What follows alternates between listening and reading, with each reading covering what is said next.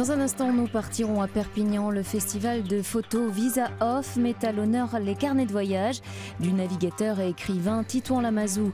Nous partirons également à Lyon. Des handicapés brûlent les planches dans un spectacle qu'ils ont entièrement mis en scène.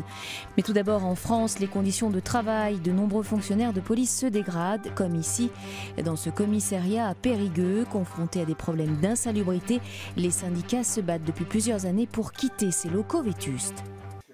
Sur des cartons, entre l'humidité, les mauvaises odeurs et les infiltrations d'eau, c'est ici que la centaine de policiers de Périgueux se change avant de prendre son service. Nous n'avons pas eu accès aux autres locaux. Les policiers dénoncent depuis longtemps leurs conditions de travail dans un commissariat insalubre. On souhaiterait remettre à l'ordre du jour le projet du déménagement qui avait déjà été, on va dire, annoncé par l'ancien ministre de l'Intérieur. Et on souhaiterait être entendu par le nouveau ministre de l'Intérieur.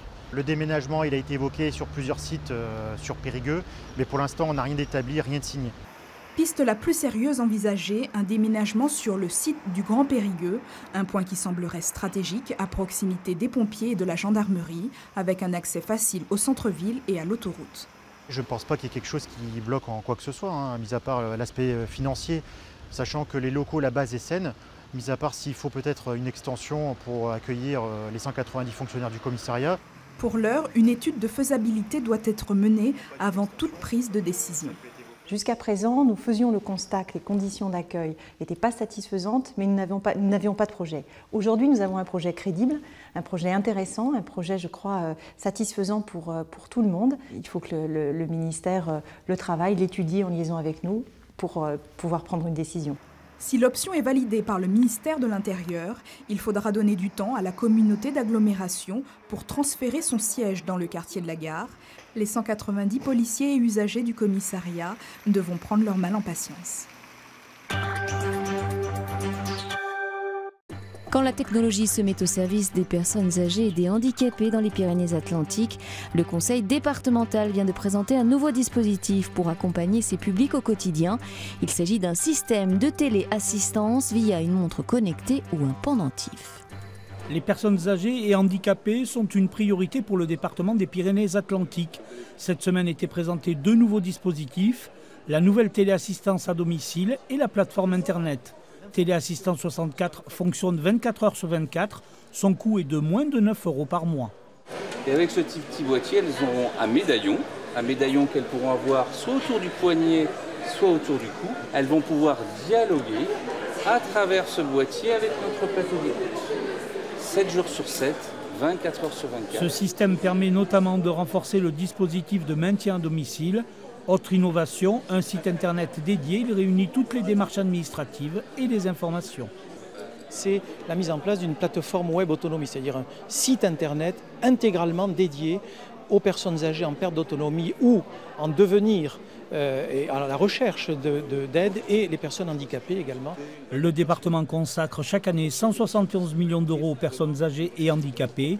Pour mieux répondre à leurs besoins, une consultation citoyenne vient d'être lancée via un questionnaire. Ils jouent de leur handicap à Lyon. Une dizaine de comédiens trisomiques se dévoilent dans un spectacle unique. Des acteurs presque comme les autres, emmenés par une association qui depuis 25 ans se bat pour favoriser l'accès aux pratiques artistiques de jeunes handicapés mentaux. Et on rentre, là vous serrez un peu les abdos quand vous rentrez et c'est parti. Sur les planches, le pas est assuré, les déplacements fluides. Comédiens de la compagnie Génération Théâtre et danseurs de Poussière d'étoiles sont sur le fil. Tous amateurs, tous handicapés, mais qui ont fait des beaux textes, des mots projetés sur la scène, un art de vivre. Si je ne parle pas, je vais mourir. Eh bien, parle. La malice au bout des lèvres et qui pétille dans les yeux. Et l'on comprend vite à les regarder que ce qui compte, c'est cette présence, la réplique au bon moment et le bon enchaînement. Moi, j'ai de la chance d'avoir une bonne mémoire. Mais des fois, c'est vrai que j'oublie un petit peu des fois. Alors, je vois qu'on a un souffleur dans cette pièce qui est dans les parages. Et puis sinon, j'ai confiance en moi. Hein, je suis sûre qu'on va assurer. Cela fait 20 ans que Malo Lopez dirige, entoure et fait éclore ses comédiens presque comme les autres. Et pour fêter ce long compagnonnage, il raconte avec d'anciens spectacles ses 20 ans de pratique, les tâtonnements, une exigence de plus en plus affirmée et de vrais outils professionnels.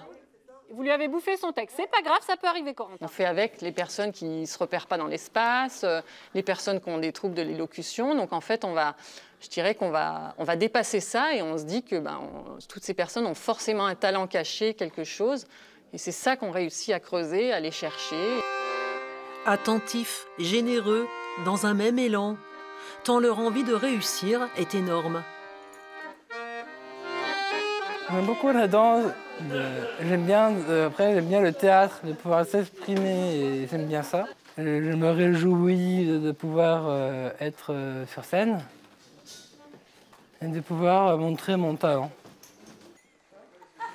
Ils comptent tous sur vous pour leur représentation unique le 21 septembre au Théâtre de la Croix-Rousse.